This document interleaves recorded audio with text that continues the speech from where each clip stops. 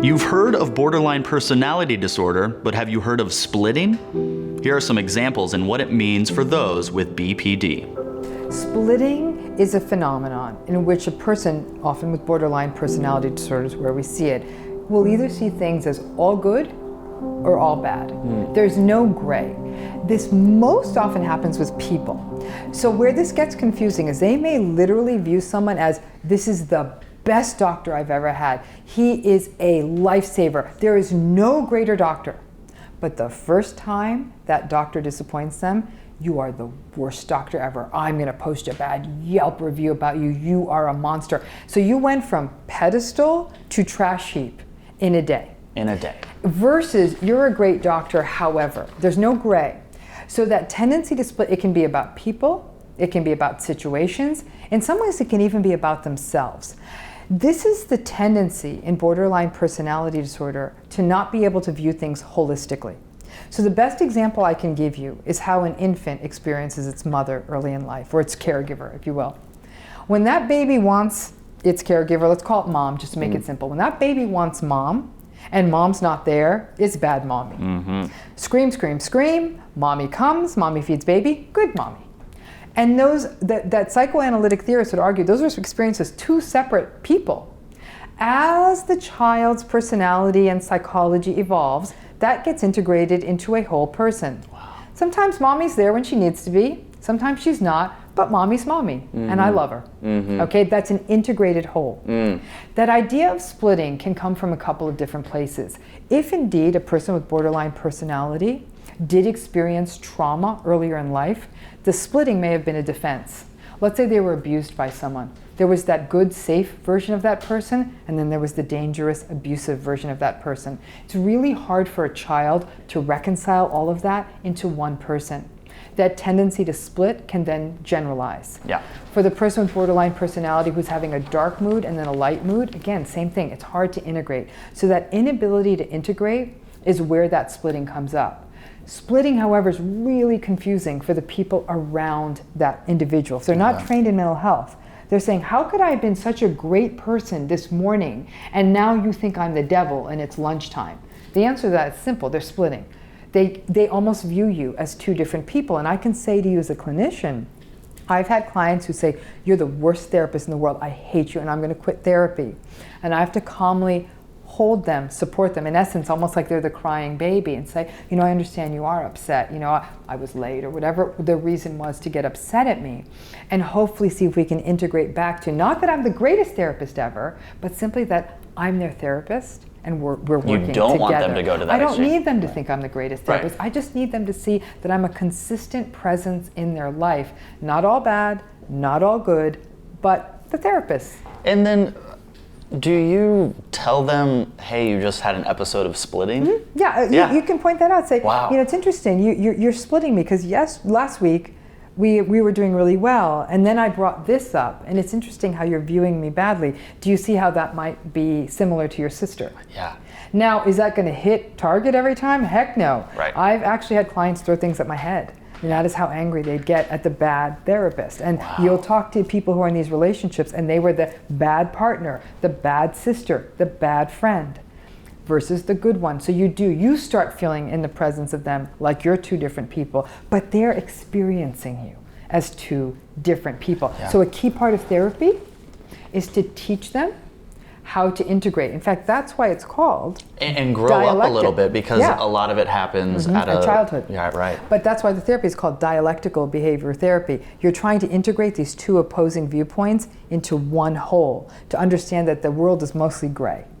And that's actually a big leap. And when you can get there, when you can succeed at that consistently in therapy, you've really done some good work with that client. Because once they can get there, they can soothe themselves and know, this is this person, and it's okay, but it takes a lot of work. Can someone split or experience episodes of splitting and not be diagnosed with borderline personality disorder? Yeah, I mean, we all do it sometimes, right? Like, okay, today you're a good husband because you empty the dishwasher, right? Yeah. You know, we do that. Like, I like vacation husband, right? Yeah, I yeah. like, you know, Saturday morning wife kind That's of thing. right, yeah. You know, so we do it in a way. I mean, I think that we keep that, like we'll often, and I work with couples and they'll often say, I like my vacation spouse a lot, and that reminds me the woman I fell in love with, but the stress and the traffic and the kids, that makes this harder.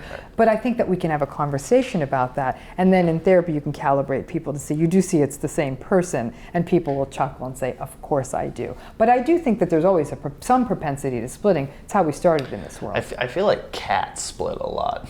they're like, get out of here. Get like, out "Oh, of you're here. so Yeah, I love you. okay, Yes, yeah. and you know, we do that. Listen, when somebody's giving us what we want, we are more fond of them, but we are able to see, listen, in a healthy relationship, Yes. we are able to see that this person's not going to be what we want them to be all the time, but we can see them holistically, consistently, and in ideal circumstances, unconditionally. Well, I've been doing a lot of these interviews with MedCircle and interviewing a ton of experts, and there was one thing Dr. Jacobson said to me, and it really just made this light go off in my head, which is, you can have all of these symptoms of depression, splitting, borderline personality, whatever it is, bipolar disorder, but if it's not negatively affecting That's your right. life, then you don't get the diagnosis. That's exactly right. And I thought, that is something else, because we list all of these things. We're talking about borderline, and I thought, yeah, sometimes I'm like that, but it doesn't negatively affect my life, so I don't right. get the diagnosis. And that's where sort of the foundation of all psychiatric diagnosis is, because there's such a wide range of what constitutes normal. If you've constructed a life where whatever pattern of behavior you have is working for you, it's not, and in general it's not bothering anyone else, you're fine. There you go. Good. So it's really that sense of subjective distress that's the issue. And people with borderline personality disorder experience a lot of subjective distress. So they are quite often seen in treatment, but in psychiatric settings, psychological settings, even in medical settings.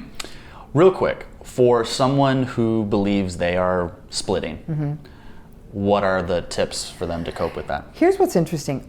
People who split typically don't have insight into the fact that they're splitting. They would, if they had insight, they wouldn't be doing it. But right now, if someone's watching this and they go, oh my gosh, I split. My wife always tells me I'm going this way and this way, and I'm actually doing that. What? If a person actually is reflecting on saying, wow, I have a real tendency to engage in splitting, my first and foremost recommendation would be definitely seek out psychotherapy if you're not already there, because that's a place to have this conversation, to find out what's going on and to get the skills to help you do that kind of integration, as well as do some of the historical work to figure out where this might have come from.